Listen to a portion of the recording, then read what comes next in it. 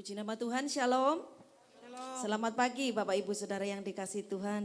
Seberapapun kita yang hadir pada pagi hari ini, kita mulai ibadah kita. Saya percaya 2-3 orang berkumpul di dalam nama Yesus, Dia hadir di tengah-tengah kita. Amin. Dan kami percaya ketika kita mengalami kehadiran Tuhan pagi hari ini, kita boleh berdampak hidup kita. Amin. Haleluya. Kita semuanya boleh dipulihkan pagi hari ini. Kita mulai ibadah kita. Yang siap memuji menyembah, berikan kemuliaan yang paling meriah buat Tuhan Yesus. Haleluya, glory bagimu Tuhan Yesus. Haleluya, haleluya. Segala pujian kami hanya bagi Engkau Tuhan. Segala kemuliaan hanya bagimu Tuhan.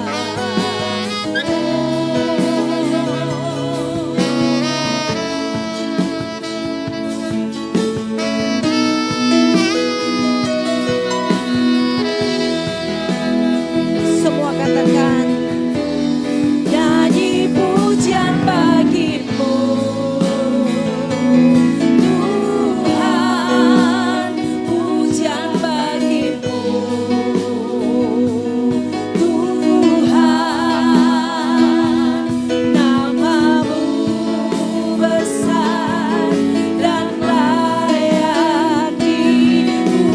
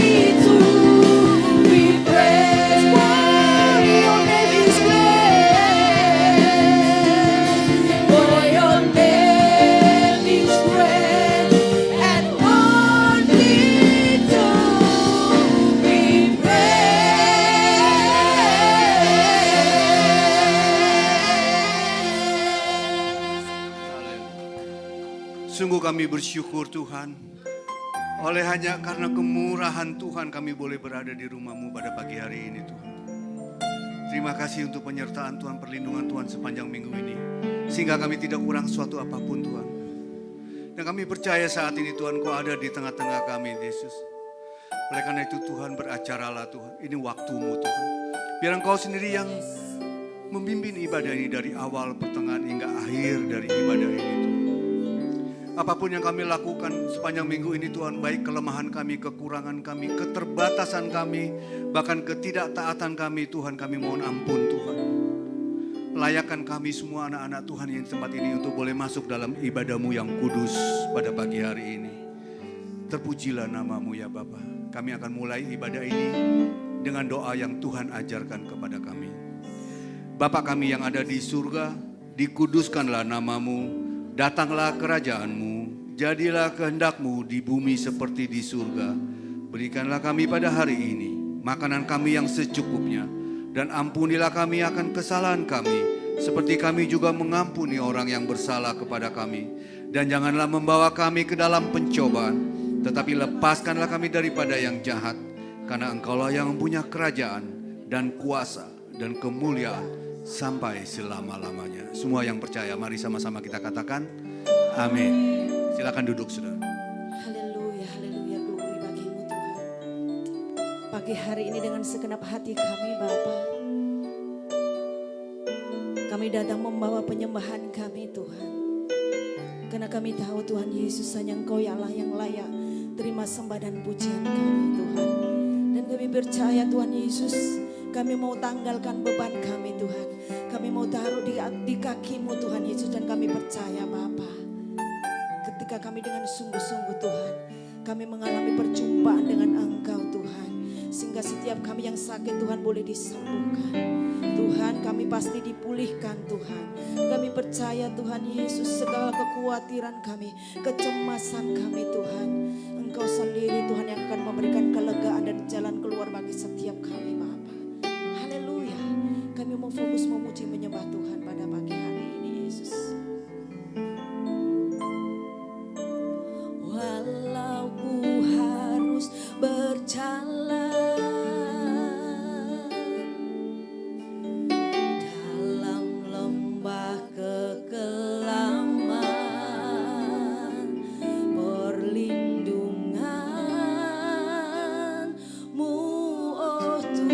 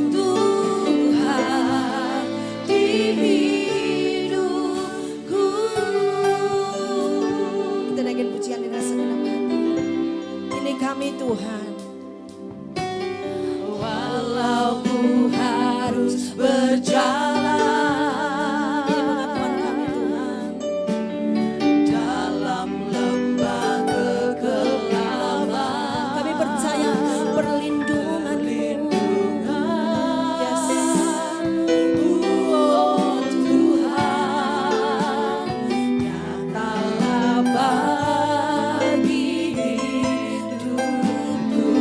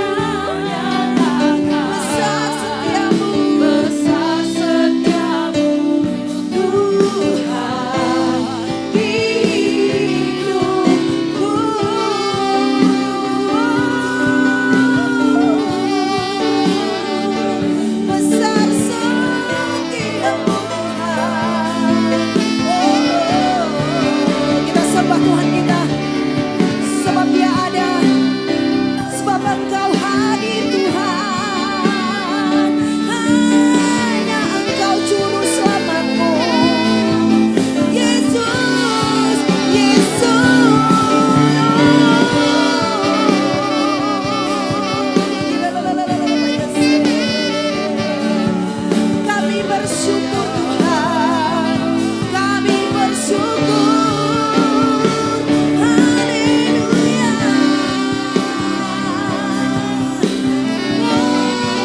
Kau melihat setiap hati kami pagi hari ini Tuhan.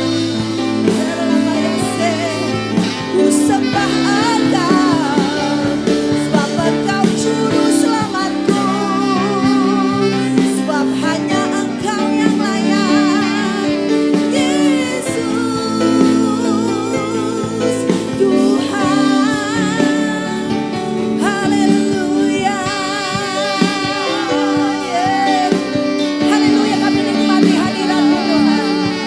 Haleluya.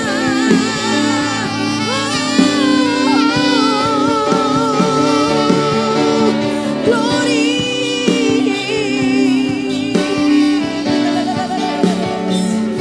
Haleluya. Glory.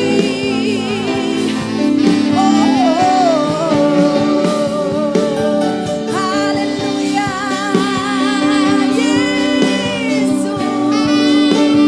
Kami percaya hanya Engkau yang layak disembah. Hanya Engkau Yesus juru selamat kami Tuhan. Haleluya. Haleluya. Yes. Yesus Engkau juru selamatku, dalam janji-Mu kemenanganku, yes, selamanya kan ku nyatakan besar setiamu, Yesus Engkau. Yesus Engkau juru selamat, dalam janji-Mu, yes, kemenanganku selamanya kan ku nyatakan besar setiamu, Tuh besar setiamu, besar setiamu, besar setiamu, besar setiamu Tuhan hidupku. Berikan sorak-sorai yang paling meriah. Kami percaya Tuhan hanya Engkau juru selamat kami. Kami percaya Tuhan Yesus Engkau yang layak disembah. Haleluya, haleluya.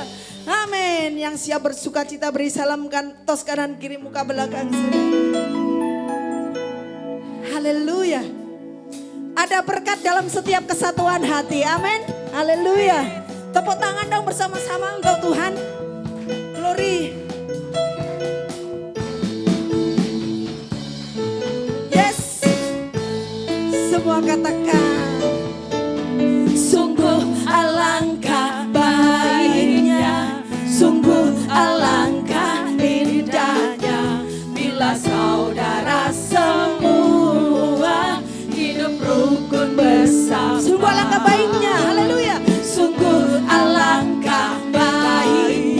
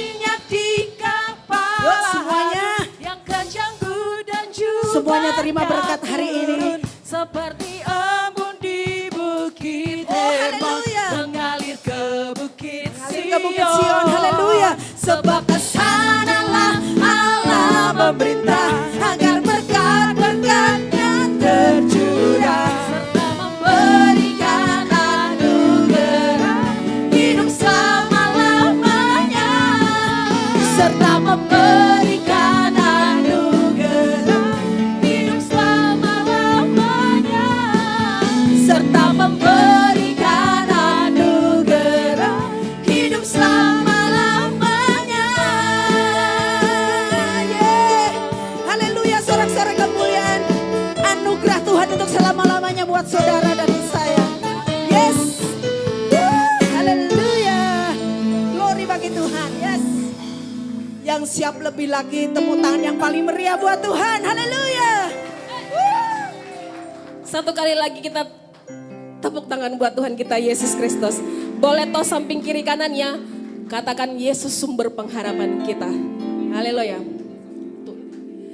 Hanya di dalam namanya Yesus dia sumber pengharapan di sepanjang hidupku.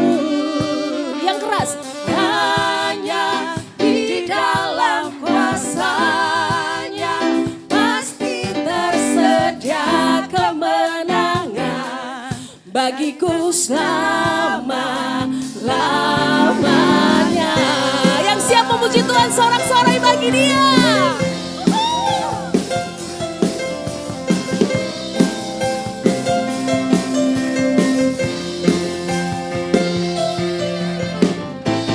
Firman perangi jalanku, perisai iman di setiap waktu, lindungiku dari segala. Katakan, tak pernah ku ragu karena Kau bersama. Yes, setia menjaga dengan kuasa mulia. Say, hanya di dalam namanya Yesus dia sumber pengharapan di sepanjang hidupku. Hanya di dalam kuasa-Nya pasti tersedia kemenangan bagiku selama-lamanya.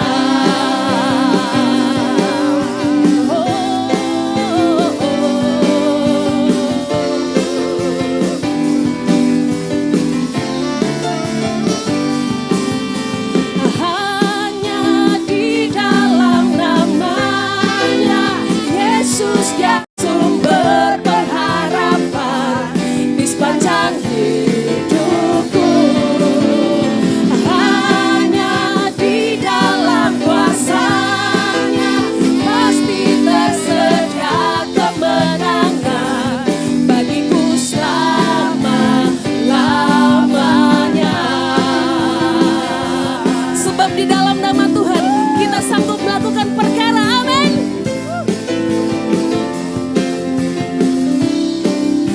Sama-sama katakan, dalam namanya. Dalam namanya ada pengharapan, dalam namanya kemenangan. Jemaat Tuhan, hanya di dalam nama. Yes, dia sumber pengharapan di sepanjang hidupku.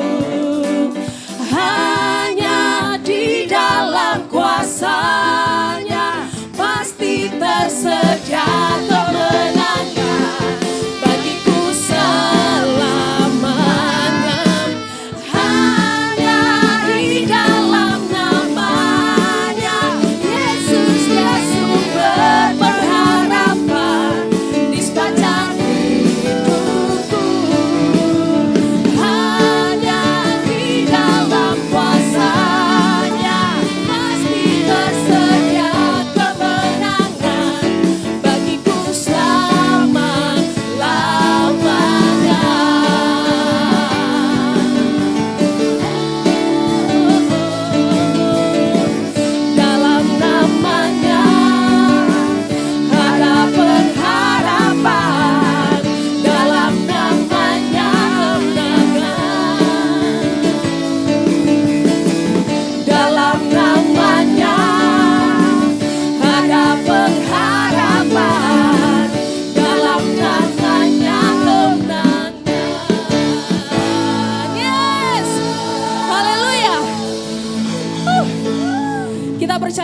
hanya di dalam nama Yesus sumber pengharapan kita. Amin. Silakan duduk Bapak Ibu. Kita siapkan hati kita untuk menerima firman Tuhan pagi hari ini.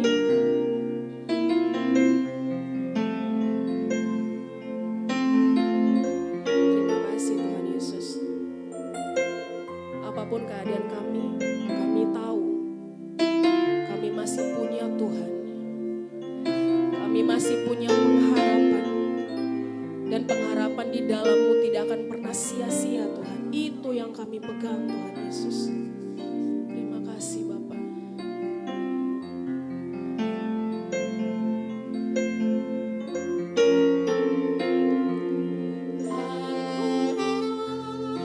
Masih punya Tuhan, punya pengharapan. Aku tetap beriman, aku masih punya Tuhan, punya pengharapan. Aku tetap beriman, Tuhanku, Yesus kekuatanku, Yesus kekuatanku. Aku tetap beriman, Tuhanku, Yesus kekuatanku, Yesus kekuatanku. Aku masih punya Tuhan.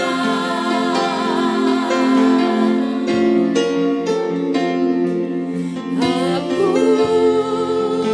masih punya Tuhan, punya pengharapan.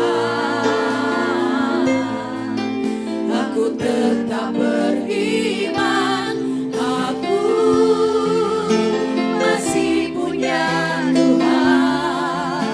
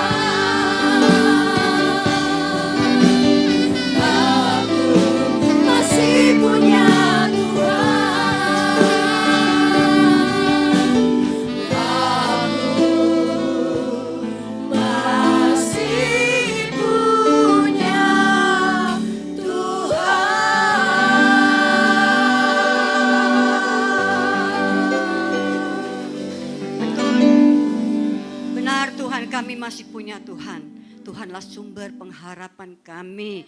Tuhanlah yang sanggup menolong kami. Terima kasih Tuhan kalau hari ini kami boleh berada di tempat yang terbaik, di rumah Tuhan.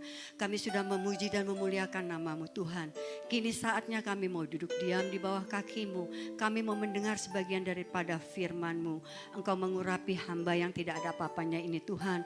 Pakai mulut dan bibir hamba untuk menyampaikan kebenaran firman Tuhan. Dan kiranya firman ini juga boleh merupakan jalan keluar, kekuatan baru bagi setiap jemaat di tempat ini. Urapi jemaat-Mu Tuhan yang mencari Engkau, yang haus dan lapar akan Engkau Tuhan. Urapi pikirannya, urapi hatinya, urapi telinganya. Agar setiap firman yang jatuh boleh jatuh di tanah yang subur dan berbuah lebat. Dalam nama Yesus, haleluya, amin. Silakan duduk Bapak Ibu Saudara sekalian.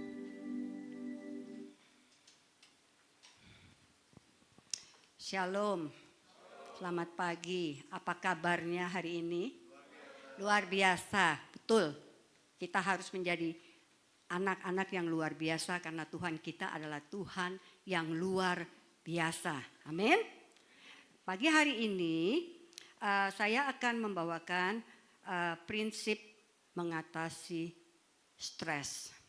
Kenapa saya mengambil tema ini? Karena sebenarnya 2 hari yang lalu saya baru dapat kabar sebenarnya minggu ini harus diisi oleh hamba Tuhan yang lain. Tetapi karena ada sesuatu ya harus kembali ke Riau. Jadi saya hanya punya waktu 2 hari aja untuk mempersiapkan. Padahal sebelumnya saya perlu banyak waktu untuk belajar firman Tuhan dan menyampaikan kepada jemaat. Saya stres. Jadi saya bilang sama Tuhan, Tuhan apa yang harus saya bawakan? Tuhan bilang bawakan bagaimana prinsip mengatasi stres. Jadi hari ini kita akan belajar ya. Prinsip mengatasi stres bukan secara manusia, bukan secara dunia, tetapi sesuai dengan pengajaran Alkitab. Ya, tapi sebelum kita masuk ke dalam prinsip-prinsip bagaimana kita bisa mengatasi stres. Seperti orang mau berperang, mereka kan harus tahu dong musuhnya siapa. Bagaimana kekuatan musuhnya. Jadi hari ini sebelum kita melakukan pengajaran mengenai prinsip mengatasi stres, kita akan belajar musuh kita dulu ya, kekuatan dia, yaitu stres itu sendiri. Coba diklik lagi ya. Iya, stres.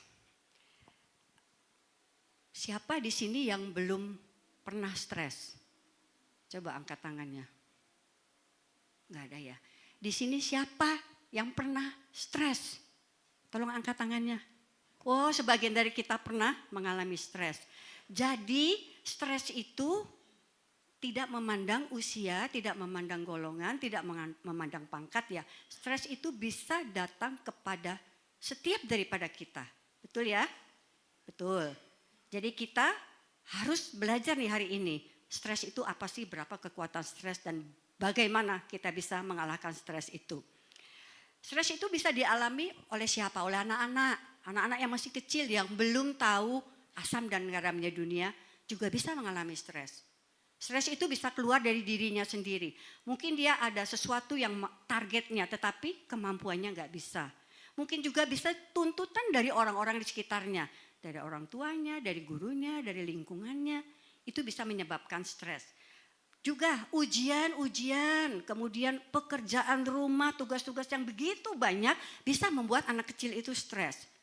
Dan juga mungkin yang lebih dewasa yang mungkin mau menyelesaikan kuliah akan mengalami stres karena harus mempersiapkan skripsi. Belum lagi kalau anak-anak itu dibully oleh kawan-kawannya. Akibatnya apa kalau anak-anak itu stres? Dia kehilangan konsentrasi, dia tidak bisa makan, dia tidak bisa tidur.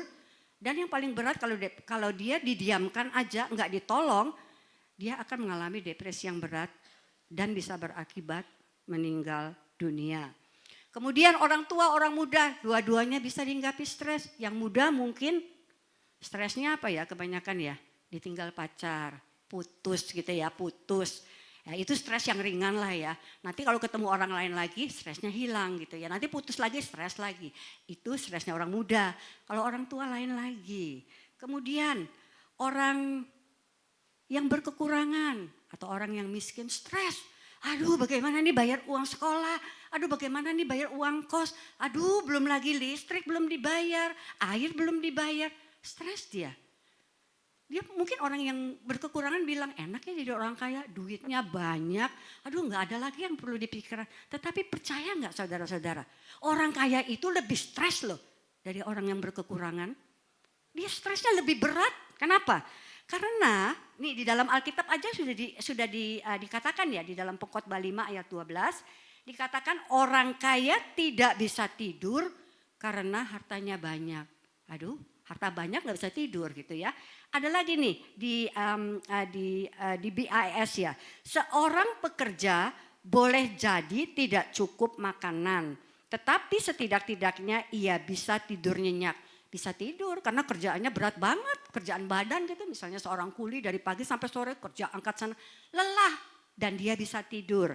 Tetapi sebaliknya seorang kaya hartanya begitu banyak sehingga ia tidak bisa tidur karena cemas.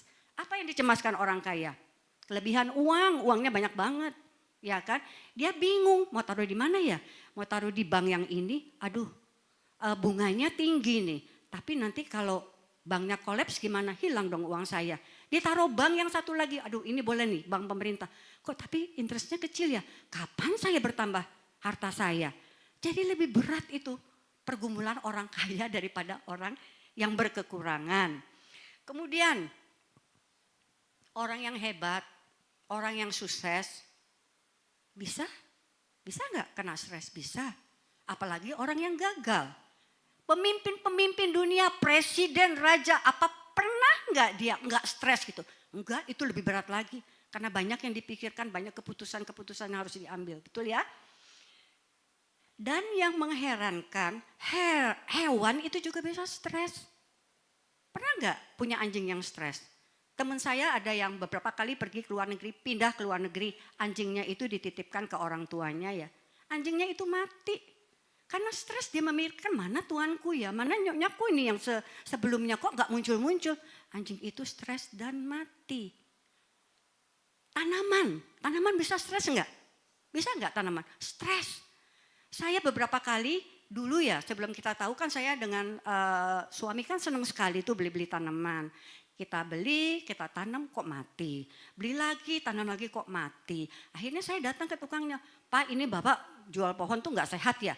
Kok saya berapa kali nanam mati terus? Terus dia tanya, ibu nanamnya gimana? Ya udah dari bapak itu kan datang ke rumah saya buang itu kampilnya. Kampil itu adalah semacam plastik atau apa ya yang mengikat akarnya. Ya Bu, jangan dibuang dong Bu, ditanam dengan kampil-kampilnya. Loh terus nanti kan mati Pak, nggak bisa tumbuh. Akarnya itu akan menembus kampil dan masuk ke tanah. Jadi pohon pun perlu perlindungan ya, kampil. Ya, itu pertama ya.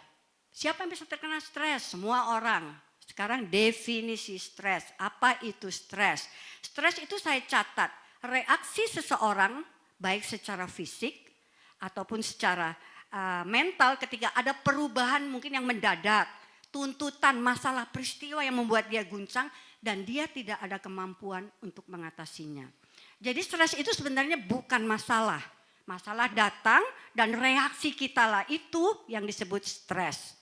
Jadi bukan masalahnya ya, reaksinya kita itu ya. Jadi sumber stres itu sebenarnya apa? Tekanan dari masalah yang terus mengejar serta tidak ada jalan keluar. Jadi masalah itu mengejar dan kita merasa enggak ada jalan keluar. Dan reaksi kita bagaimana? Biasanya kita menjadi stres. Benar ya? Sekarang masalah-masalah apa nih?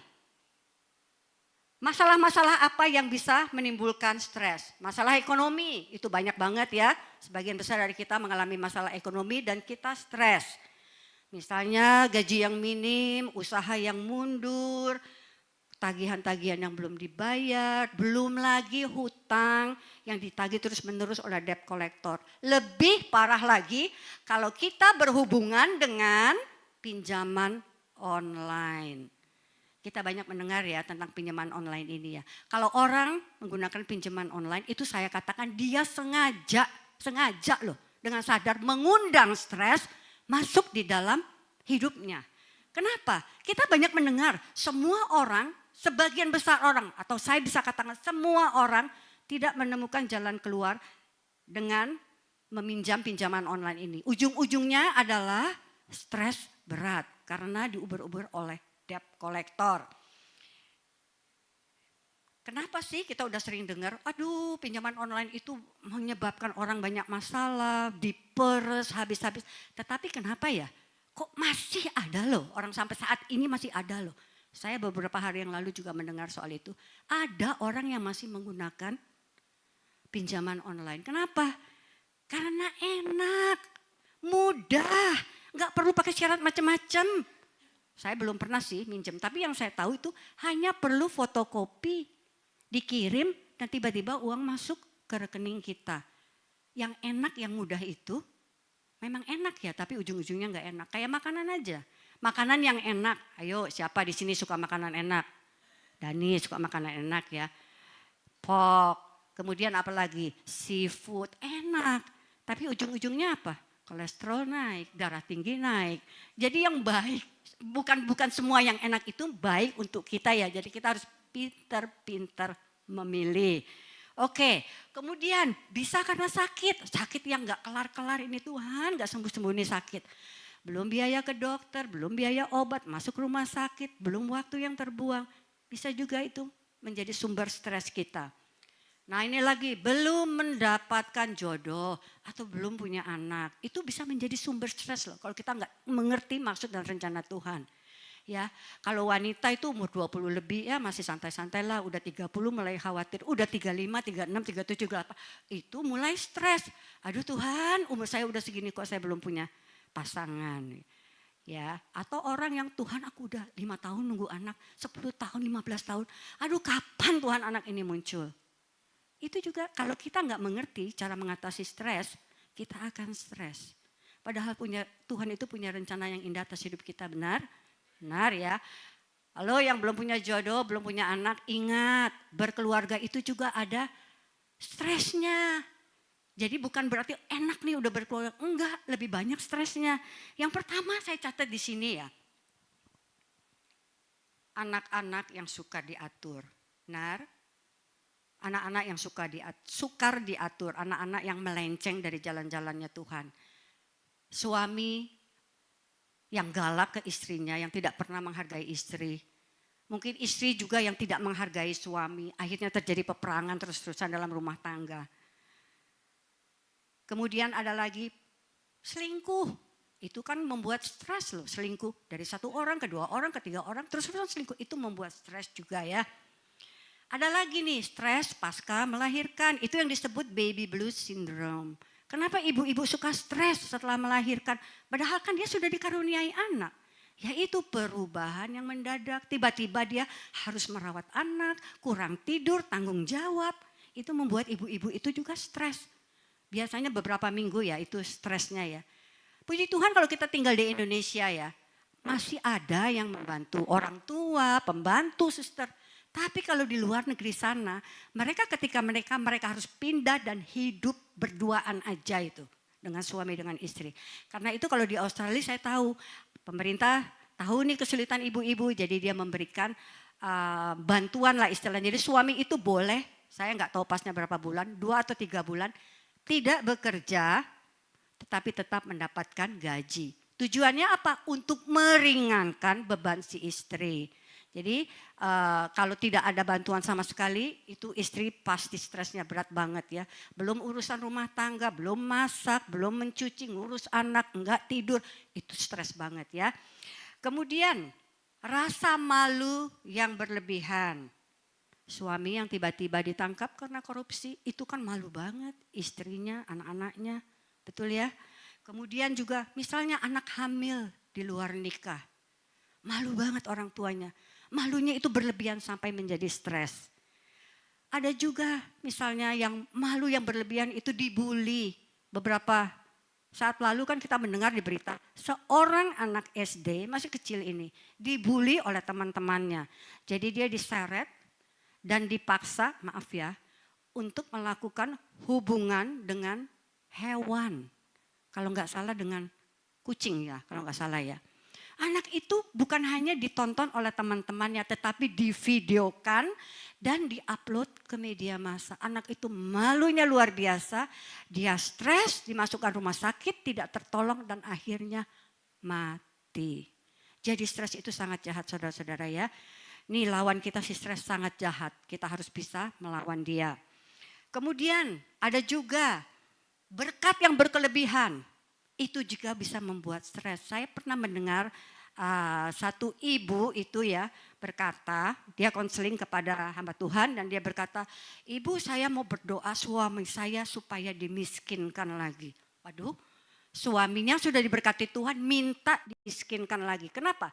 Karena dia bilang sewaktu kita masih miskin, masih hidup pas-pasan, hidup kita tuh harmonis banget, suami ada, kita bersama-sama. Tetapi ketika dia diberkati, aduh pagi-pagi udah hilang dari rumah, malam pulangnya kita udah tidur, dia pulang. Jadi kita gak ada damai sejahtera. Saya berdoa Tuhan miskinkan lagi suamiku. Itu loh akibat stres. Minta suaminya dimiskinkan. Ada juga istri yang mengeluh itu ya. Ada lagi nih, ketakutan atau kekhawatiran yang berlebihan. Takut itu manusiawi, betul ya? Seharusnya kita juga takut akan Tuhan. Artinya apa? Gentar dan hormat kepada Tuhan. Bukan sebaliknya takut kepada hantu. Banyak loh di sini yang takut kepada hantu. Mau pipis aja minta dianterin. Malam-malam bangun. Aduh bangunin suami, ayo aku mau ke WC. Itu artinya takut kepada hantu. Di dalam Matius 6 ayat 34 dikatakan, jangan pernah khawatir soal besok, karena besok ada kekhawatiran lain lagi. Tiap hari pasti ada kekhawatiran dalam hidup kita, betul? Jadi kekhawatiran hari ini cukuplah hari ini. Jangan memikirkan kekhawatiran hari esok, karena kita akan menjadi semakin stres. Ya, jadi pertama kita menyadari barangkali seringkali yang kita khawatirkan itu belum tentu terjadi loh. Belum tentu terjadi. Jadi kita udah khawatir nih hari ini, kita udah bingung. Wah nanti hari-hari besok gimana? Kekhawatiran kita tuh belum tentu terjadi. Kemudian bisa juga kelelahan atau tekanan yang berlebihan. Rumah tangga, istri yang terlalu lelah mengurusi rumah tangga itu juga bisa stres ya. Kemudian mungkin juga suami yang tidak bisa menghargai istri. Ada seorang ibu muda, dia pinter, sekolah di luar negeri, kemudian dia menikah, punya 2 anak. Tidak ada yang tahu kalau dia stres. Tiap hari suaminya pulang, bukan kata-kata yang baik yang dikatakan, tetapi kata-kata yang merendahkan. Dia selalu bilang gini, kamu tuh kerjanya seharian apa aja ya? Anak gak diurus, rumah gak diurus. Apa sih kerja kamu? Kamu kan di rumah gak ngapa-ngapain. Kan aku yang kerja. Itu dipendam bertahun-tahun tanpa dia salurkan kemana-mana. Sehingga dia akhirnya menjadi depresi dan mau bunuh diri. Jadi dibawa konsultasi ke psikolog dan harus minum obat yang begitu banyak. Ya, jadi bapak-bapak juga ibu-ibu jangan menekan pasanganmu ya, karena itu akan bisa menimbulkan stres. Kemudian perubahan yang mendadak juga bisa menimbulkan stres. Kalau COVID kemarin itu banyak loh orang stres, banyak banget. Pekerjaan hilang, usaha itu juga mundur. Kemudian juga mungkin kita kehilangan orang-orang yang kita kasihi. Jadi selalu ada celah untuk stres itu masuk ke dalam hidup kita. Betul ya? Selalu ada celah stres itu mampir ke dalam hidup kita. Saya sebut mampir karena apa? Karena enggak selama-lamanya itu stres ada di hidup kita, betul? Itu tergantung kita sendiri. Kita mau izinkan stres itu sebentar, kita mau izinkan lama, atau mungkin selama-lamanya. Enggak ada orang yang mau selama-lamanya stres, bukan? Jadi itu tergantung kita. Kita yang harus ambil keputusan, enggak, aku enggak mau stres. Itu keputusan kita. Dan sekarang mengapa stres bisa terjadi? Kan firman Tuhan berkata, pencobaan-pencobaan yang kita alami adalah pencobaan-pencobaan biasa yang tidak melebihi kekuatan kita. Betul ya? Kita setuju ya, pencobaan yang kita alami tidak melebihi kekuatan kita. Tetapi kok masih ada orang yang stres? Kan itu janji firman Tuhan dan kita pegang itu. Ya Tuhan, aku percaya pencobaanmu tidak akan melebihi kekuatanku. Tetapi kita tetap stres. Kenapa? Saya pelajari bahwa stres itu timbul karena upaya kita untuk menyelesaikan masalah kita dengan kekuatan kita sendiri. Itu sumber stres. Ya, jadi kita melakukan upaya menjalani kehidupan terpisah dari Tuhan. Kita menjadi Tuhan atas hidup kita sendiri. Padahal kita adalah manusia yang terbatas. Betul ya? Jadi upaya kita untuk menjalani hidup terpisah dari Tuhan. Menganggap kita ini Tuhan. Bisa melakukan segala sesuatu. Sehingga kita tidak percaya atas pemeliharaan Tuhan. Kita tidak percaya bahwa Tuhan itu bisa menolong. Beberapa hari lalu, 2-3 hari lalu seorang ibu telepon ke saya. Minta tolong. Tolong dong doain anak saya. Dia ada di dalam kamar, dikunci. Kemudian enggak mau ngomong apa-apa gitu kan. Terus saya coba telepon dia, ternyata dia enggak angkat dan malah telepon saya di blok. Kemudian saya bilang sama mamanya gini, ya udah kamu enggak bisa bicara, udah kamu WA aja. Terus kamu bilang, suruh berdoa, suruh berdoa. Tahu jawaban anak itu? Dia bilang gini, suruh berdoa, Tuhan mau nolong, Tuhan sanggup nih nolong. Tuhan bisa nggak lemparin duit dari langit ke saya? Itu jawaban dia. Dia nggak mau berdoa. Dia menganggap saya bisa nih, menyelesaikan persoalan saya sendiri. Ternyata nggak bisa, karena malam itu, kenapa dia begitu stres? Karena malam itu si debt collector tuh nguber, dia bilang kalau kamu, awas ya kalau kamu nggak ngelarin malam ini, nggak kirim, nggak transfer malam ini, besok lihat.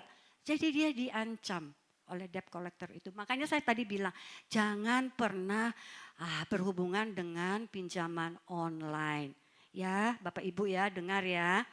Dan anak itu mau bunuh diri, dia bilang, udah gak usah ngajarin doa. Aku mau bunuh diri, aku mau mati aja biar urusan ini kelar. Gara-gara soal utang dia mau bunuh diri. Aku mau lompat, dia di lantai 2. Aku mau lompat biar aku mati sekalian. Tuhan gak bisa ngapa-ngapain. Sedih sekali ya dengar peristiwa seperti ini ya. Seorang anak yang berhutang. Aduh sebenarnya gak seberapa tapi dia ada pekerjaan loh. Tetapi ya itu salah dia sendiri karena dia menggunakan uangnya lebih dari apa yang dia dapat dari gajinya. Padahal pekerjaannya lumayan bagus. Baguslah bisa menghidupi dia dan menghidupi orang tuanya. Orang tuanya sudah tua. Anak-anak dengar ya. Jangan lempar stres kamu ke orang tua kamu. Orang tuanya jadi begitu stres malam itu. Aduh minta didoakan, gimana kalau anak ini bunuh diri. Saya doakan dan saya bilang percaya Tuhan akan pelihara dia. Amin. Kalau kita menyerahkan kepada Tuhan, Tuhan pasti melakukan yang terbaik. Amin ya. Sekarang kita belajar apa akibat daripada stres. Di dalam Mazmur 43 ayat 5 tertulis. Mengapa engkau tertekan hai jiwaku dan mengapa engkau gelisah di dalam diriku. Berharaplah kepada Allah sebab aku bersyukur lagi kepadanya penolongku dan Allahku. Dari ayat ini kita bisa mengetahui bahwa ada 2 ciri orang yang sedang stres. Jiwanya tertekan dan gelisah. Ayo kita periksa masing-masing. Apakah jiwa kita gelisah? Apakah jiwa kita tertekan? Apakah saat ini kita sedang gelisah? Itu 2 ciri orang yang sedang stres ya. Stres akan menyerang 3 area hidup kita. Roh, jiwa, dan tubuh. Secara roh, orang yang stres akan mengalami kemunduran rohani. Dia akan jauh dari Tuhan dan bahkan mungkin lari meninggalkan Tuhan. Secara jiwa, pikiran, perasaan, dan kehendaknya itu terganggu. Sehingga dia mengalami gangguan yang disebut psikomatis. Dan secara jasmani banyak gangguan kesehatan. Betul ya, kalau kita stres, asam lambung naik, kepala jadi pusing, vertigo itu datang lagi. Jadi stres itu banyak sekali efek-efek buruk yang akan menimpa kita. Akibat dari stres yang tidak ditangani dengan baik akan menimbulkan emosi negatif yang akan merusak kualitas hidup kita. Misalnya kita menjadi frustasi, depresi, apatis, putus asa. Kemudian apa? Keinginan untuk bunuh diri atau mungkin juga mencelakai orang lain, membunuh orang lain. Jadi itu akibat daripada stres. Oleh karena itu hari ini kita sebagai anak-anak Tuhan akan belajar bagaimana sih mengatasi stres itu, ya, belajar melalui firman Tuhan. Yang pertama, ada 6 hal yang harus kita pelajari untuk kita bisa menangani stres. Pertama, ketahui siapa diri kita. Kita baca firman-Nya ya. Di Yohanes 1 ayat 12 dikatakan, tetapi semua orang yang menerimanya diberinya kuasa supaya menjadi anak-anak Allah, yaitu mereka yang percaya dalam namanya. Dan di dalam Roma 8 ayat 17a dikatakan, dan jika kita adalah anak, maka kita juga adalah ahli waris. Maksudnya orang-orang yang berhak menerima janji Allah. Luar biasa. 2 firman Tuhan ini ya. Kalau kita sudah menerima Yesus sebagai Tuhan dan Juru Selamat, posisi kita bukan lagi orang berdosa. Saya percaya setiap anak-anak Tuhan yang ada di tempat ini sudah menerima Yesus sebagai Tuhan dan Juru Selamatnya. Amin. Jadi posisi kita bukan lagi orang berdosa, tetapi umat kepilihan yang sudah dibebaskan oleh Tuhan. Amin. Dan kita diangkat menjadi anak-anak Allah. Bukan itu saja. Kita di sana di sini kita menjadi ahli waris yang menerima janji-janji Allah. Menjadi anak Allah dan menjadi ahli waris dari janji-janji Allah. Kalau kita nih, orang tua kita kaya aja nih, kita udah bangga bukan? Bangga nih orang kita kaya. Ini Tuhan loh, Tuhan yang maha kuasa yang mengangkat kita sebagai anak.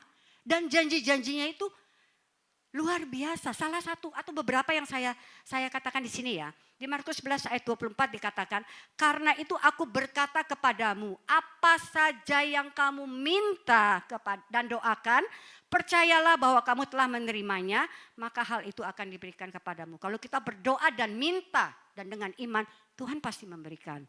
Yang kedua, Tuhan berkata di dalam Keluaran 14 ayat 14, Tuhan akan berperang untuk kamu dan kamu akan diam saja. Luar biasa ya. Yang Yesaya 41 ayat 10. Sebab ini ayat emas saya. Sebab aku ini Tuhan Allahmu, memegang tangan kananmu dan berkata kepadamu, janganlah takut, akulah yang menolong engkau. Luar biasa. Allah yang maha kuasa memegang tangan kanan kita dan berkata, jangan takut ya nak, aku yang akan menolong engkau.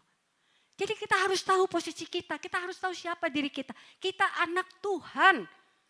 Ya, Bapak kita di dunia mungkin bisa menolong kita tapi terbatas. Tuhan yang mengangkat kita menjadi anaknya adalah Tuhan yang tidak terbatas.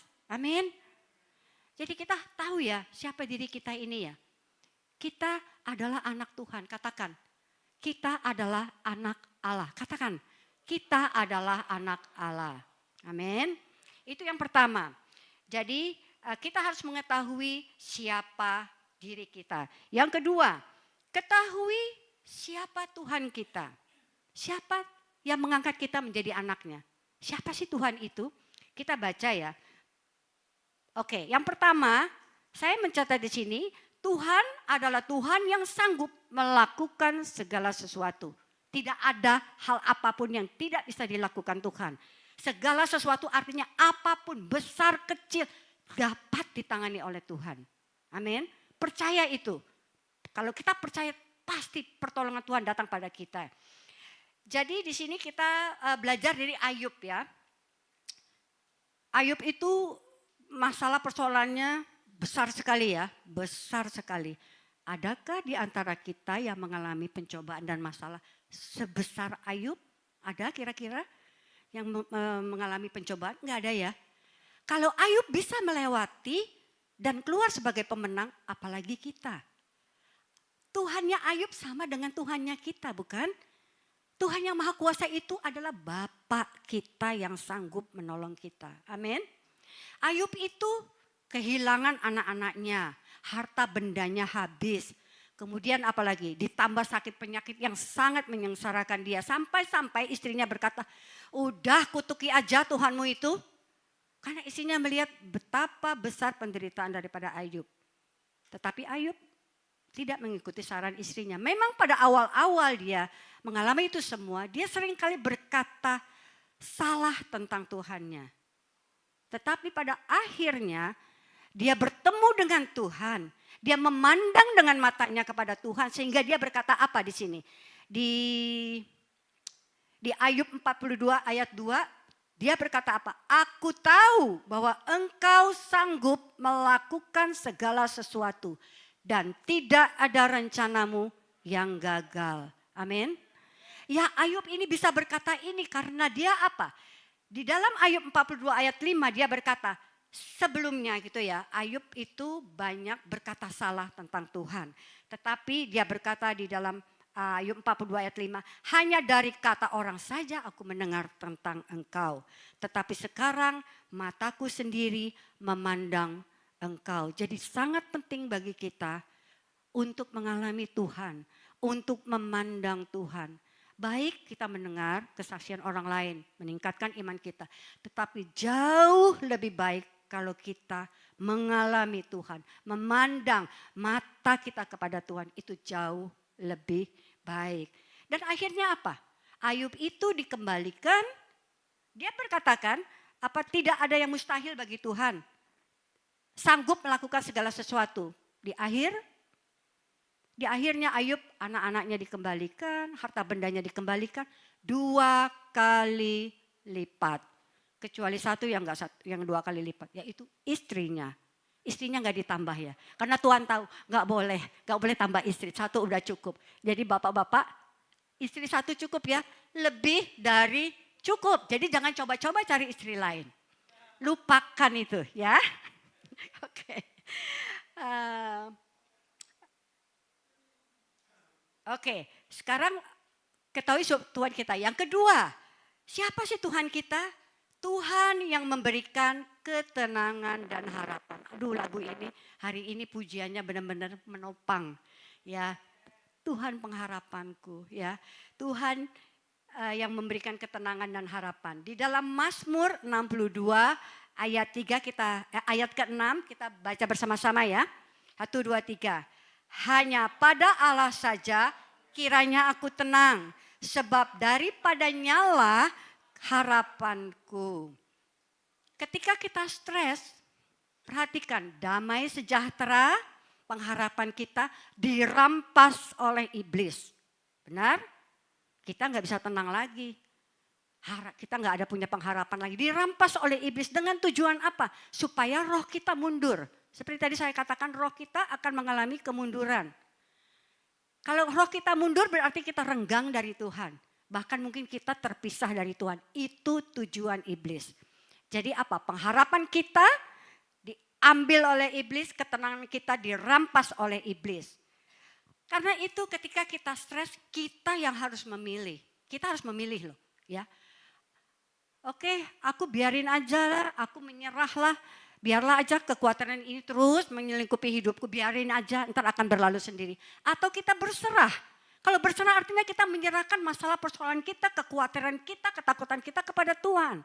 Bukan kita nggak percaya bukan karena kita nggak percaya, tetapi karena kita tahu Dia Allah yang sanggup melakukan segala perkara.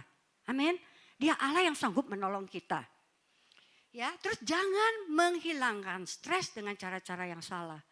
Orang kalau stres itu apa? Merokok, minum minuman keras, mabuk-mabukan, kemudian narkoba. Dia pikir dengan cara itu bisa itu hilang stresnya. Enggak. Malah makin tambah stres karena apa? Kantong dikuras, ya kesehatan juga menurun. Jadi jangan lakukan itu ketika engkau mengalami stres. Ingat Tuhan, bukan dengan cara-cara dunia. Mengapa kita perlu ketenangan dan harapan? Kita perlu ketenangan supaya kita bisa berpikir jernih, betul? Dan ketika kita tenang, kita lebih peka terhadap suara Tuhan. Kalau kita lagi panik, nggak akan deh kita mau dengar suara Tuhan. Tuhan ngomong sekeras apapun, kita tidak akan pernah bisa mendengar suaranya. Tetapi ketika kita tenang, ketika kita datang pada Tuhan berdoa, dengan suara yang lembut pun kita bisa dengar loh pesannya Tuhan. Jadi kita perlu ketenangan, betul ya? Dan perlu harapan. Kenapa? Berkali-kali saya katakan orang yang tidak ada harapan adalah orang yang sudah mati. Benar enggak? Enggak ada harapan dia, mati dia. Kenapa harapan? Kita perlu harapan. Harapan itu untuk membangkitkan kita, bergairah lagi dan bangkit. Dan kita ada kekuatan baru untuk menyelesaikan masalah kita. Amin. Amin. Jadi pertama itu ketahui diri kita. Kedua ketahui siapa Tuhan kita. Dan yang ketiga berdoa. Kita baca firman-Nya ya di dalam Filipi 4 ayat 6. Janganlah hendaknya kamu khawatir tentang apapun juga. Tetapi nyatakanlah dalam segala hal keinginanmu kepada Allah dalam doa dan permohonan dengan ucapan syukur. Kalau ada yang mengalami masalah pencobaan datang kepada hamba Tuhan, jawabannya tuh sama loh. Jadi doa, minta tolong Tuhan, klise sepertinya. Tapi enggak, itu memang jawabannya. Jadi jangan enak aja kita cuma disuruh berdoa gitu. Apa sih nggak ada jalan keluar cuma berdoa. Ya itu memang jalan keluarnya. Salah satu jalan keluar ya. Berdoa. Karena berdoa itu adalah hubungan dua arah antara Tuhan yang menciptakan kita dan kita yang diciptakannya. Hubungan dua arah. Jadi kita membuka saluran kepada Tuhan di mana kita bisa melepaskan emosi negatif kita, kekhawatiran kita, ketakutan kita bisa lepaskan kepada Tuhan dan Tuhan yang akan sanggup mengangkat itu semua dari hidup kita. Amin. Jadi jangan sepelekan doa. Aduh, doa lagi, bosan dengernya. Itu salah satu jalan kita untuk melepaskan stres kita. Amin.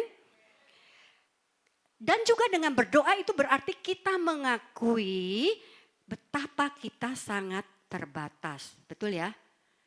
Kita minta pertolongan Tuhan karena kita Tuhan, aku ini manusia biasa yang terbatas Tuhan. Tuhan bisa menjawab dengan apa? Bukan dengan celing gitu loh. Bukan seperti apa ya? Seperti sulap gitu. Celing bukan.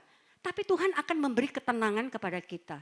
Tuhan akan menjernihkan pikiran kita sehingga kita bisa memikirkan jalan keluar yang terbaik. Kalau kita panik kita nggak mungkin bisa memikirkan jalan keluar yang terbaik. Amin. Masalahnya masih ada, masih. Tetapi kita, perhatikan, masalah kita masih ada, tetapi kita tidak dilumpuhkan oleh stres. Stres itu jahat banget loh. Kita bisa dilumpuhkan oleh dia. Kita tidak boleh dilumpuhkan oleh stres. Amin. Lawan itu stres dengan firman Tuhan. Amin ya. Ini ada statement yang saya sangat suka sekali ya. Tuhan mendengar lebih dari apa yang kita perkatakan. Kita berdoa, kita katakan ini Tuhan mendengar lebih. Tuhan menjawab lebih dari apa yang kita minta. Amin. Tuhan memberi lebih dari apa yang kita harapkan. Tetapi bukan pada waktu kita. Pada waktunya Tuhan dan dengan caranya Tuhan. Amin.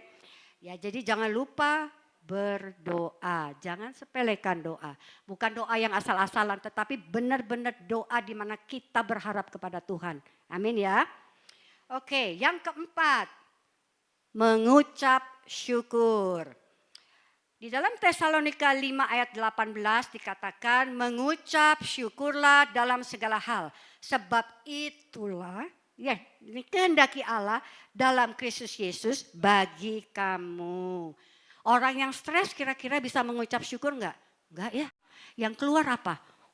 Kata-kata umpatan, kemarahan, emosi yang meledak-meledak ya. Enggak bisa mengucap syukur. Padahal ucapan syukur kita itu menyenangkan hati Tuhan. Benar? Salah satu contoh deh, kalau kita misalnya kita mau memberikan sesuatu kepada pasangan kita atau orang-orang yang kita kasihi. Kita udah menyiapkannya begitu baik ya. Kita udah pikir aduh ini udah pasti dia seneng lah. Kita kasih tetapi reaksi dia misalnya yang kita beri bilang apaan ini? Aku gak perlu ini. Apaan ini? Kok ngasih kayak ginian? Bo kasih yang lain. Bagaimana perasaan kita? Kecewa kan ya? Sama seperti Tuhan. Tuhan sudah menyediakan yang terbaik untuk kita. Sudah menyediakan, bukan akan, sudah menyediakan yang terbaik untuk kita. Sudah memberikan yang terbaik untuk kita. Tapi kita ngomel, apaan sih ini Tuhan? Apa-apaan ini? Masalah gak kelar-kelar. Kira-kira Tuhan kecewa gak ya? Kecewa loh. Tuhan sudah memberikan yang terbaik tetapi kita tidak mengucap syukur. Jadi kalau kita sedang stres, sedang banyak masalah, jangan nih ya, katakan kepada Tuhan, Tuhan banyak banget masalahku, ini besar banget Tuhan masalahku. Tapi katakan kepada masalahmu, hei dengar ya masalah, Tuhanku lebih besar dari engkau. Jadi jangan katakan kepada Tuhan, Tuhan masalahku besar. Katakan kepada masalahku, Tuhanku lebih besar dari engkau.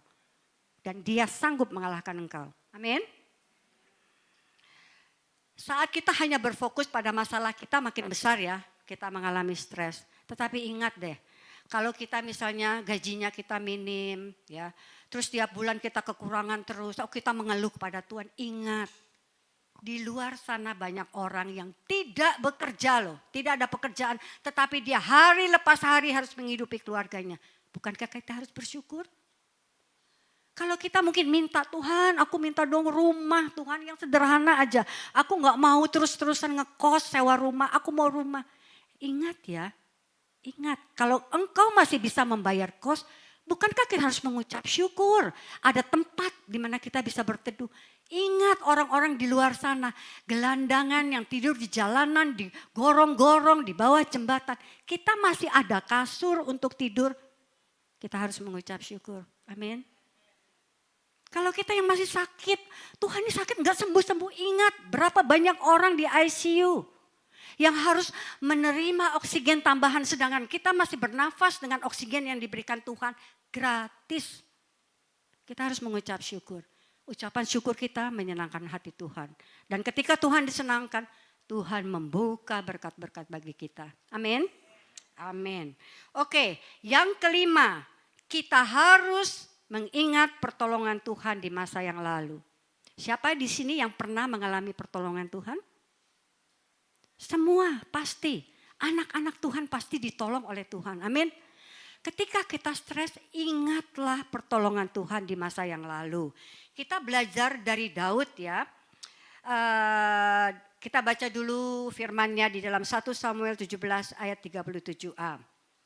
Pula kata Daud, Tuhan yang telah melepaskan aku dari cakar singa dan cakar beruang, dia juga yang akan melepaskan aku dari tangan orang Filistin itu. Jadi ketika Daud akan berhadapan dengan orang Filistin yang gedenya tuh disebut sebagai raksasa gede banget, dia tidak takut. Kenapa? Karena dia bilang, dulu aja waktu aku masih jadi gembala domba-domba, aku mau diterkam oleh singa, aku mau diterkam oleh beruang, Tuhan membebaskanku. Apalagi ini manusia biasa. Kalau Tuhan sudah tolong aku di masa yang lalu, Tuhan pasti tolong aku saat ini. Jadi ingat, kalau Tuhan sudah tolong kita di masa yang lalu, dia pasti loh tolong kita di masa sekarang dan juga di masa-masa mendatang. Ya, jadi ingat itu, ingat kebaikan Tuhan, pertolongan Tuhan dalam hidup kita. Karena itu penting sekali daripada kita itu untuk mengalami Tuhan. Jadi jangan bilang Tuhan aku nggak mau ada masalah. Jangan Tuhan kasih pencobaan. Masalah itu adalah medan di mana kita bisa mengenal Tuhan. Amin. Kalau kita nggak ada masalah, kita nggak merasakan pertolongan Tuhan. Jadi masalah itu kalau masalah datang, terima kasih Tuhan, aku diberikan masalah. Bisa ngomong begitu? Susah ya. Tapi dalam masalah itu ada pertolongan Tuhan. Ya, jadi kita nggak usah takut, ada Tuhan di sana. Kan Tuhan bilang, aku memegang tangan kananmu dan membawa engkau kepada kemenangan. Amin. Kemudian yang keenam, ambil waktu untuk istirahat atau menarik diri sejenak. Kita belajar dari Nabi Elia. Di dalam 1 Raja-Raja 18 diceritakan bahwa Nabi Elia itu mengalahkan 450 loh. 450 nabi-nabi Baal yang dipelihara oleh Isabel, istrinya Ahab. Jadi hari itu di dalam pasal 18, 1 Raja-Raja 18 dikatakan dia mengalahkan dan membunuh 450 nabi-nabi Baal. Tetapi di pasal 19 dikatakan apa? Elia itu begitu takut dan stres. Karena si tante itu loh, si tante Isabel itu mengancam dia, nanti ya aku akan bunuh engkau seperti sama engkau membunuh nabi-nabi Baalku. Jadi dia ketakutan. Kenapa dia ketakutan? Karena dia lelah. Kelelahan kita itu bisa membuat kita takut, betul ya? Kenapa dia lelah? Karena dia single fighter. Bayangkan, seorang diri melawan 450 nabi-nabi Baal. Kita sebagai anak-anak Tuhan harus mendukung satu dengan yang lain. Amin. Pelayanan Tuhan itu satu tim. Kita pun di sini penggembalaan kita perlu dukungan. Kita akan kelelahan kalau kita menjadi single fighter, capek lelah. Betul ya? Jadi kita harus bergandengan tangan di dalam pelayanan Tuhan. Amin. Jadi waktu itu si Elia itu lari ke padang gurun, kemudian dia di satu tempat itu dia ini nih, di ayat 3 dikatakan begini. Maka takutlah ia, lalu bangkit dan pergi menyelamatkan nyawanya. Ia masuk ke padang gurun sehari perjalanan dan di sana ia ingin mati. Akhirnya dia ingin mati, artinya apa? Dia stres berat, betul enggak? Dia orang yang ingin mati itu artinya orang yang stres berat, tidak bisa melihat jalan keluar. Tetapi apa yang dilakukannya? Kita belajar dari Elia. Dia tidur. Kemudian tidur, kemudian ada malaikat yang membangunkan dia bilang, ayo kamu makan dulu, minum dulu. Kemudian dia tidur lagi, 2 kali dia tidur terus dibangunkan lagi. Dan setelah itu dia bangun dan dia kuat dan dia berjalan ke gunung 40 hari, 40 malam tanpa rasa lelah. Dan dia di sana bertemu dengan Tuhan. Sama seperti kita, stres itu membuat kita lelah, betul ya? Lelah. Kita boleh ambil sejenak keluar dari stres itu. Ya, Tuhan menciptakan hari Sabat seperti hari ini untuk kita beristirahat sejenak. 6 hari lamanya kita udah kerja, ngurusin macam-macam, udah pusing, udah capek. Hari ini kita mau duduk diam di kaki Tuhan, mau menyembah Tuhan, mau mendengar firman Tuhan. Benar ya? Dan mari keluarga-keluarga juga perlu beristirahat, berlibur, enggak perlu yang mahal-mahal, enggak perlu pergi ke luar negeri, enggak. Pergi aja bawa istrimu keliling naik motor gitu, lihat pemandangan. Saya akhir-akhir ini sering pergi ke Bedugul ya. Duduk di mobil, dengar lagu pujian, dengar khotbah, kemudian lihat gunung, lihat sawah. Itu udah ngurangin 50% beban kita loh. Bener loh ini. 50% beban kita yang aduh capek banget itu udah terangkat 50%. Jadi kita perlu menarik diri dan beristirahat. Itu juga Yesus pun juga perlu istirahat. Di dalam Matius 6 ayat 31 dikatakan begini. Lalu Yesus ini berkata kepada mereka, marilah ke tempat yang sunyi supaya kita sendirian dan beristirahatlah seketika. Sebab memang begitu banyaknya orang yang datang dan yang pergi sehingga makan pun mereka tidak sempat. Yesus pun perlu istirahat karena pelayanan yang banyak. Hamba-hamba Tuhan juga perlu waktu istirahat. Ya, keluarga hamba Tuhan juga banyak yang stres loh. Hamba Tuhan yang melayani konseling, sedangkan mereka juga masalahnya juga banyak gitu loh. Ya, harus keluar kota, meninggalkan keluarga. Jadi ada waktu kita juga untuk beristirahat dan bersama keluarga kita. Amin. Jadi saya akan menutup hari ini dengan kesaksian saya. Saya nggak ingat apakah saya pernah menyaksikannya di tempat ini karena saya banyak bersaksi di mana-mana ya. Tapi Tuhan suruh saya bersaksi. Jadi gini, kiranya kesaksian saya ini boleh menjadi berkat ya. Jadi waktu ada resesi tahun 1998 itu kan ya. Jadi ada terutama di Jakarta tuh riot ya, banyak yang dihancurkan. Usaha-usaha yang dihancurkan, kemudian ekonomi itu drop luar biasa ya. Kita mengalami resesi berat saat itu ya. Sebelum itu terjadi, kami itu ada minta kredit dari bank untuk bangun satu bangunan. Saya udah pernah cerita belum sih ya? Belum ya. Jadi kita pinjam kredit di bank untuk membangun satu bangunan dengan tentunya kita berhitung-hitung dulu dong, kita menghitung-hitung ya, oh kita pasti akan sanggup membayar ini, dicicil gitu ya. Karena kan kita juga ada usaha, kemudian bisalah kita membayar cicilan itu ya. Dan jadi setelah bangunan itu selesai, Jadi dulu usaha kita itu rotan ya, kita membuat furniture rotan. Jadi kita juga melayani ekspatriat yang ada di Jakarta dan juga kita kirim ekspor ke Arab dan ke beberapa negara Eropa ya. Jadi pada saat itu orang-orang dan kita rencananya gini, kita bangun lantai 1 akan kita gunakan sebagai showroom, lantai 2 akan kita sewakan kepada orang lain gitu ya, dengan perhitungan itu kan di daerah Kemang, jadi biasanya mereka bayar di muka gitu ya, 3 tahun bayar di muka, 5 tahun bayar di muka, itu yang di daerah Kemang. Jadi kita udah hitung-hitungan, aduh kayaknya kita bisa deh ya nyelesain walaupun pelan-pelan ya. Tetapi yang terjadi, resesi itu datang, riot itu datang ya. Sebelum itu saya sudah memarketingkan ya rumah tempat itu ya. Tetapi nggak ada yang mau sewa itu. Saya nggak ngerti kenapa, Tuhan izinkan. Amin ya, Tuhan izinkan. Nah ketika itu masalah itu datang, aduh yang pertama-tama bank memberitahu, ini ya interestnya naik. Saya nggak ingat persisnya berapa persen, tetapi kayaknya di atas 80% dah. Karena ekonomi runtuh, jadi bunga yang harus kita bayar bukannya 6%, 10%, 80% lebih. Aduh, kita berdua itu bagaimana ini membayarnya gitu ya. Di atas belum disewa, ini tiba-tiba interest naik sampai 80% gitu kan. Kita mulai bingung. Tetapi kita ingat, Tuhan itu banyak sekali melakukan, ini saya bilang ya, ingat pertolongan Tuhan di masa lalu. Tuhan banyak sekali menolong kita tepat pada waktunya Tuhan.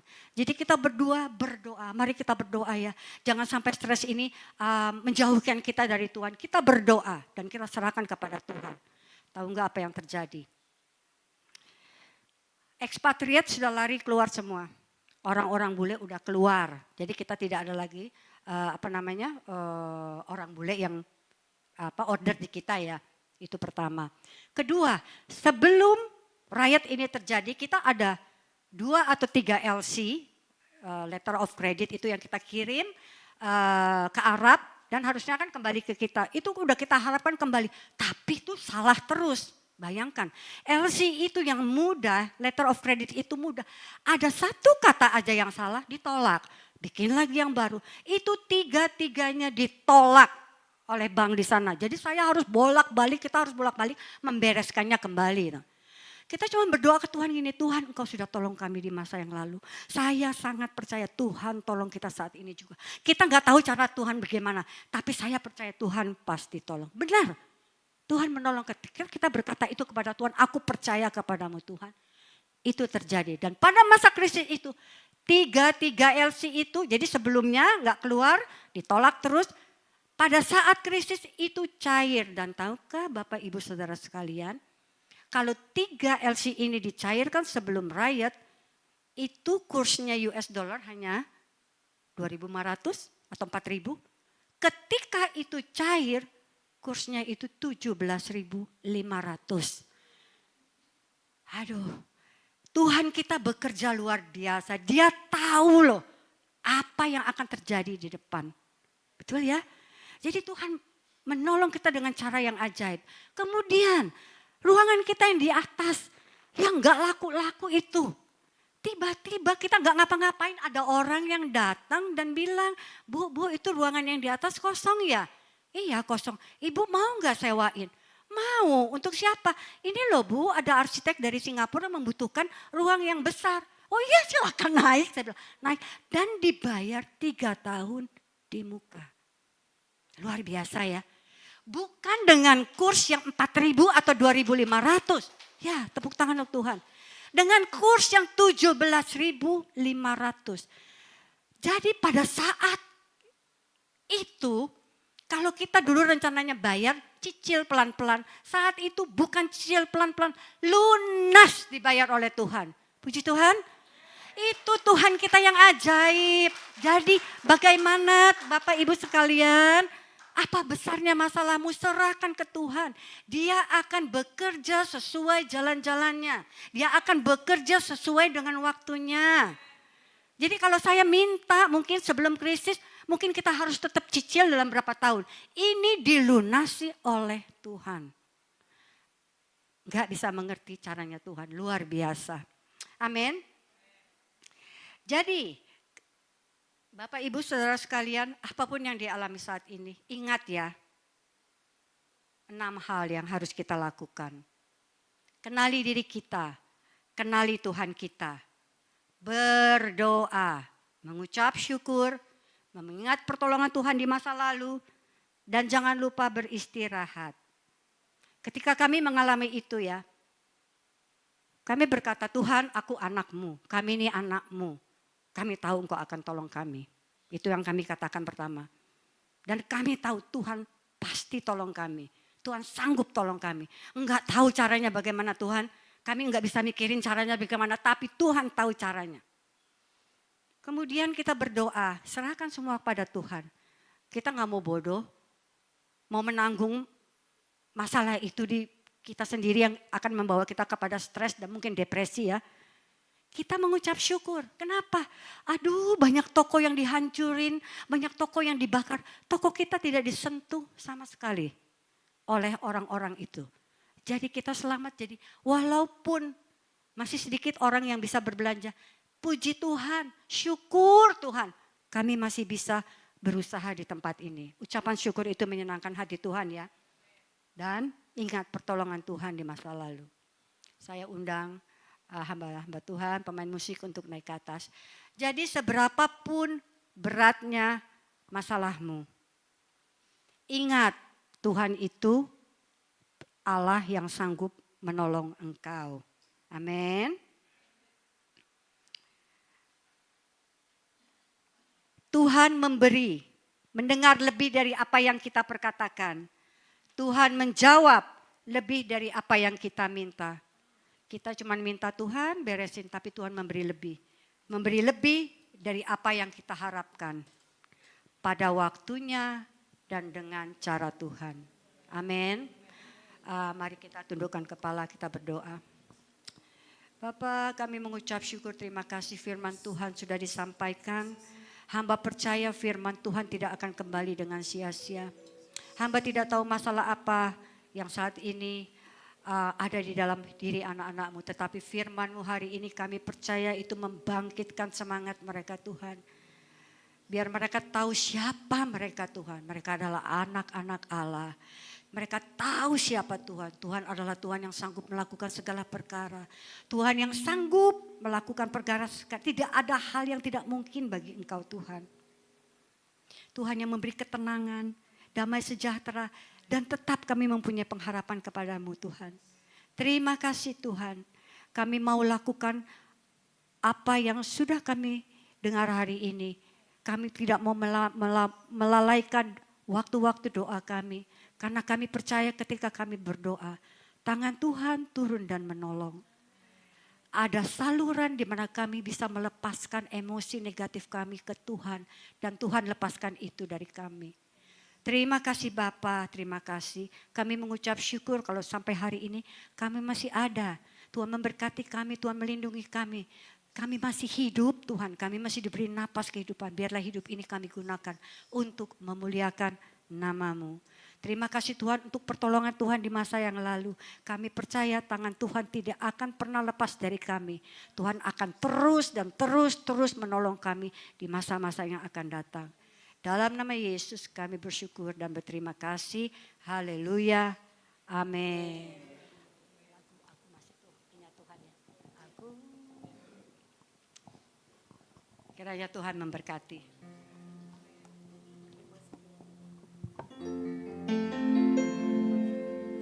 Aku masih punya Tuhan, punya pengharapan. Aku tetap beriman, Tuhanku, Yesus kekuatanku, Yesus kekuatanku. Aku tetap beriman, Tuhanku, Yesus kekuatanku, Yesus kekuatanku.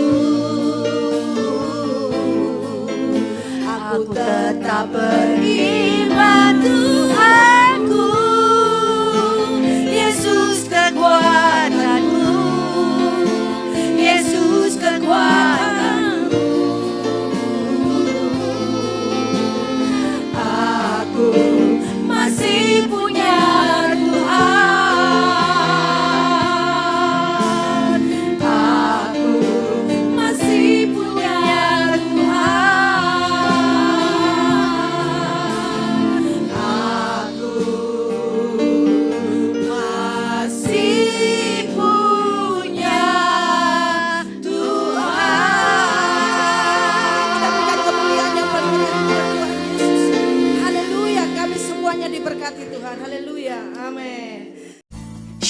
Shalom jemaat yang dikasihi Tuhan, mari kita saksikan pengumuman ibadah sepekan. Terima kasih untuk pelayanan Ibu Gembala Pestrianti Tirta. Tuhan Yesus memberkati dimanapun Ibu melayani. Mari bergabung bersama saudara seiman dalam Surga di Keluargaku hari Jumat tanggal 2 September pukul 7 malam yang akan diadakan melalui Zoom. Doa bersama hari Sabtu pukul 10 pagi. Ibadah Raya tanggal 4 September pukul 10 pagi akan dilayani oleh Bapak Gembala Pestriang Ketirta, disertai dengan perjamuan kudus. Sekian pengumuman hari ini, terima kasih untuk perhatiannya, Tuhan Yesus memberkati. Mari saudara kita bangkit berdiri, kita akan mengakhiri ibadah kita.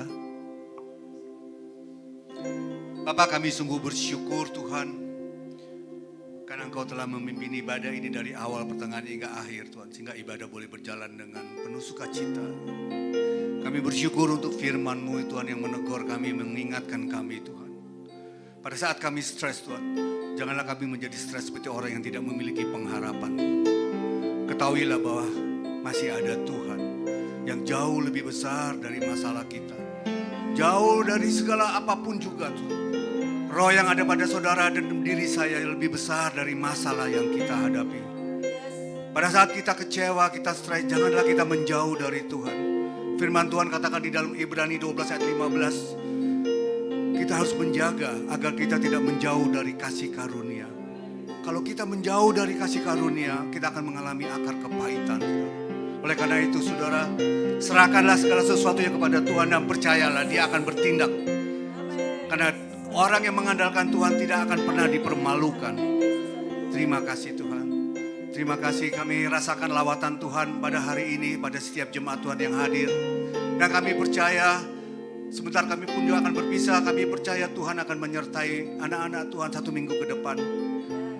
Apapun yang menjadi masalah mereka, apapun yang menjadi kendala mereka, baik itu sakit penyakit, baik itu masalah ekonomi, baik itu masalah keluarga, kami percaya kalau mereka mengandalkan Tuhan, pasti ada jalan keluarnya.